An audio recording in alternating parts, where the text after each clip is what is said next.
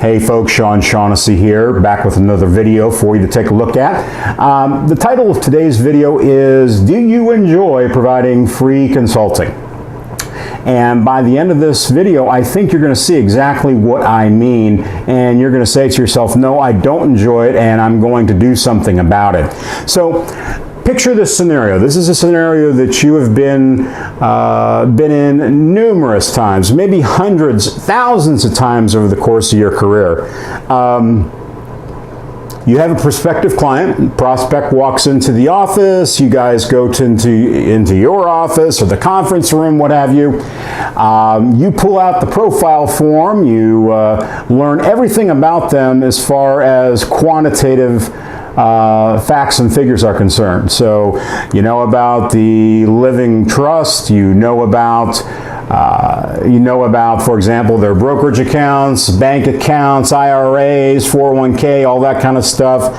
You gather that together, you take a look at what you got there, and then you say to the client, you know, I'd like to visit with you. I think I can help you. What do you say we get together same time, same channel next week?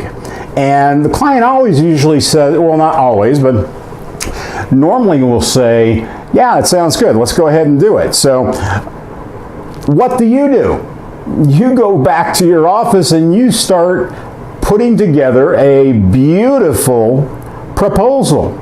And normally, financial advisors, we are horrible about this, but we'll put together an encyclopedia for somebody to take a look at, and you can tell when their eyes start to glaze over and they start to yawn that you are losing their attention in a very quick fashion. But you go ahead and you put together the new portfolio. Your alpha is 20% higher than the guy that's managing their money right now, okay? Then you take a look at their estate planning issues. You know what? First of all, she doesn't have key man insurance, and she's running a company with $10 million per year of gross sales. That's probably not a good idea. We probably should take a look at insuring that, because there's nobody else that can do what she can do in her company. She is a one-of-a-kind personality. And let's say she's got some stock that has a ridiculously low cost basis, no dividends, and the price of the stock has shot from 5 to 75. Well, that is going to present a huge, there's no dividends, so there is, no yield on the stock, all right? So it's dead money unless she wants to pay a substantial tax bill, okay? So you propose a CRUT. Fantastic. Great solution. The financial advisor managing the money right now doesn't even know anything about a CRAT or a CRUD or an irrevocable trust or anything of that nature. So you are looking like Mr. Smarty Pants. So let's fast forward to Tuesday. Week has passed. All right. You present Ms. Prospect with your highly detailed 60-page proposal, outlining for her how you can improve her alpha by 20% over what she has right now. And it's probably time for us to, for example, form some trusts, probably time to look at charitable giving, so on, to maximize what she's doing right now. She's nodding her head, yes, absolutely. I think everything that you're saying is right on target. So you start going in for the kill. Probably a bad way of putting it, but you ask the lady for your business, and she says those dreaded words, I want to think about it.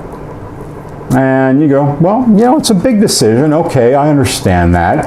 What do you say we circle back a week from today and you can let me know whether or not we're going to move forward or not. And that is the way that I have found through management and through my own personal experience. That's the way that I see most prospective client meetings going. It leaves the loop open. okay? There is no definitive end to what is going to take place at some point here in the future. You're going to give her a call, but guess what? She's not going to answer. So you call her. You get the answering machine. Cell phone, oh man, that thing rings one time and then you get put into voicemail. You know that she is not picking up your call. Next week, you call again, you send an email, no response. Another week, because we're taking this a week at a time because we don't want to appear like, we don't want to bug her. So week 3 comes about. We make those phone calls and send that email once again, and it is like this prospective client has gone into the witness protection program with the feds. Nowhere to be found. That is absolutely horrible. Let's think about that for a second. You spent, let's say, a day or two, 8 to 12 hours of your time preparing a detailed solution to Ms. Prospect's problems, and you didn't make a dime. You know what she did? More than likely, she probably took that beautiful proposal that you put together, handed it to her current financial advisor, and said, you know, John, we've been doing business for a real long time. I love you. But I did visit with another financial advisor. He came up with some great ideas. Can you do that? And John goes, oh yeah, of course I can. So, you just made John a whole bunch of money. So, or even worse, you provided Ms. Prospect with a DIY guide for managing money. And that's a recipe for disaster, because not only did you provide the information and the recommendations, but she moved forward with them without your guidance. And let's say she loses a bunch of money.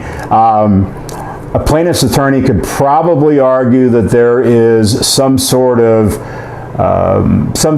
chain between your proposal and her loss of money inside of her TD Ameritrade account. So, has this happened to you? Of course it has. Come on, it's happened to all of us, all right?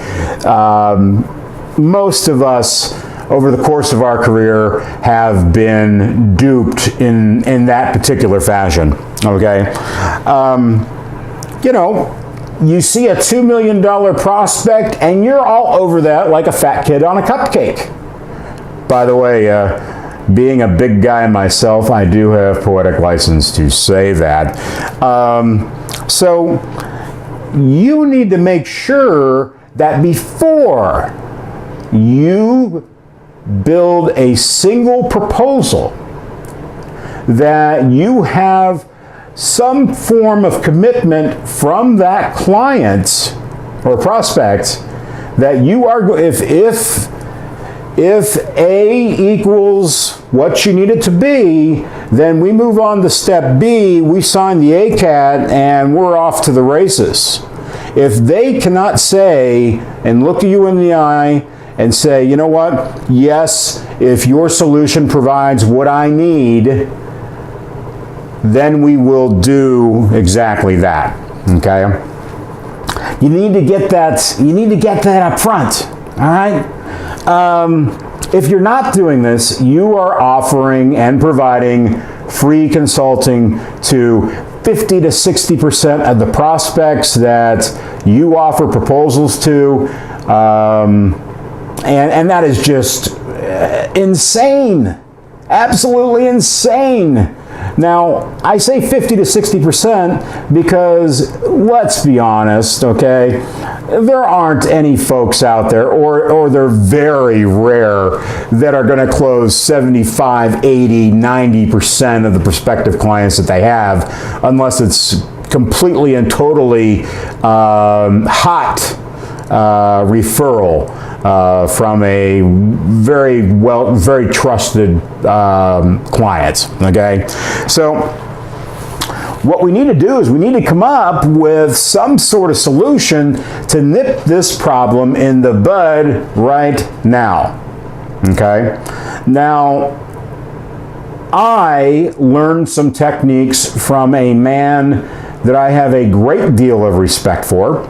His name is Steve Montague, and Steve is a 40-year 40 years in the sales profession. He's not a financial advisor, never has been in the wealth management business, but for the last 23 years he has owned a Sandler training franchise. And if you're not familiar with Sandler Training, they are a global organization that is generally thought of as one of the best sales training organizations in the world. Okay? And Steve is going to show you how to get around this, how to stop the bleeding.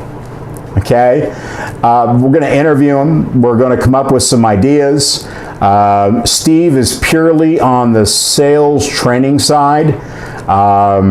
That is not necessarily my area of expertise. I believe I'm very good. Nevertheless, I will defer to somebody that has 40 years of sales experience when I'm only 45 years old. So his methods are unlike any sales training I have ever seen. This is not going to be, gee, what are your favorite closes, and what scripts do you have, and do you have a handbook that you can give me to magically hypnotize these people into buying from me? No, that's not going to happen. But you know, he's not old school. Okay, it's not going to be a hard driving push to get somebody to do business with you. As a matter of fact, Steve is going to ask you to try and gather together as many no's as you possibly can. Okay? And the reason why is because if you gather a whole bunch of no's, you are going to have more opportunities to have that good fit say yes. So you separate the wheat from the chaff, if you will. So be on the lookout for that interview. I'm going to try and get that set up here in a little bit. And I think you're going to enjoy it. But for the time being, I want you to remember, you don't want to give away free consulting. Until we meet again, just be a little more firm with your prospective clients and say, if I have a solution here, will you follow through? So I think that's reasonable considering how valuable your time is. So until next time, thank you so much for clicking the button, and I will look forward to providing you with another entertaining, hopefully, and informative video in the very near future. Take care.